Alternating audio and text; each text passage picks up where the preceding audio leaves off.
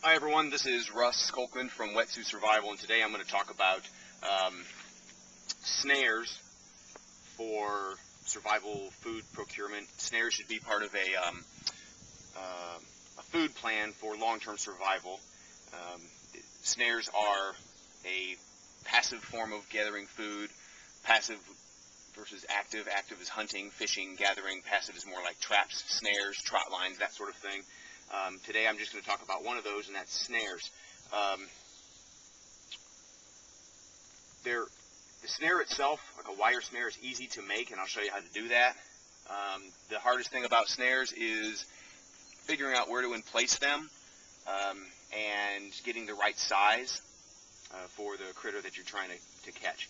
So I'm going to show you a couple materials you can use, some things that are sort of ready to go,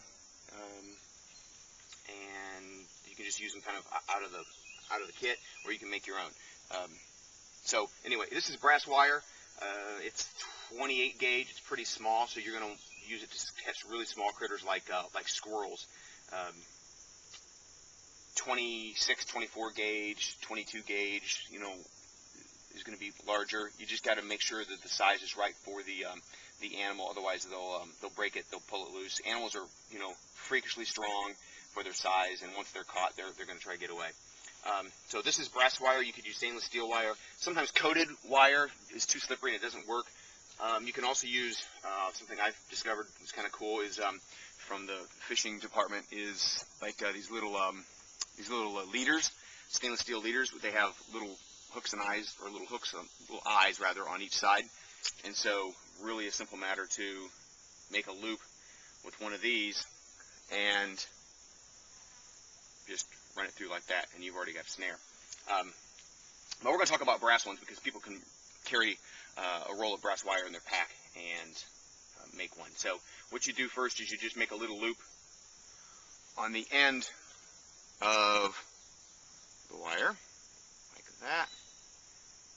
Make a little eye, and you run the free end through it, and you make yourself a loop, a noose. And it's going to have to be sized right for the animal you're going to catch. And the way it works is an animal goes along his route of travel, pokes his head through, it gets caught in his fur, or his body part, like his shoulders, and then it tightens. And when he pulls back, the way the fur grows, it starts tightening. The more he pulls back, the more it tightens and it strangles him.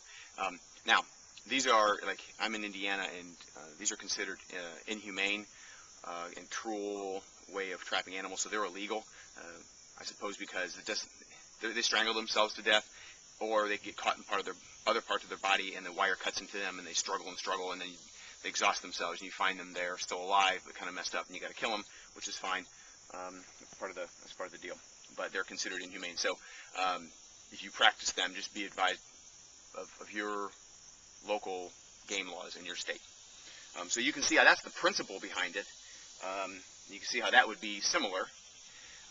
And then on this other side, you form another loop or a way to attach this to a branch or a stick or something similar.